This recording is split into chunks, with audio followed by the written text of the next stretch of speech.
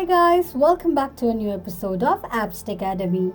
Today in this video, I'm going to show you how you can change your Zillow account's password. Keep watching the video till the end. To change your Zillow account's password, firstly go ahead and launch open your Google search.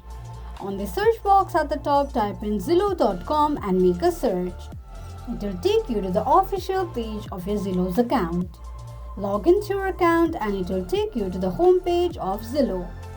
Click on profile icon at the top right corner of the screen and from the drop down click on account settings. On the next page, scroll down and tap on change password on the password section. Enter your current password, create a new password and confirm your new password by re-entering it and then tap on apply. This is how you can change your password on your Zillow account quickly and easily just in few steps. If you have any thoughts or queries, let us know in the comments section. Don't forget to subscribe to our channel. Also press the notification bell icon so that YouTube will notify you whenever we post a new video. I hope this video was helpful to you. Thank you so much for watching.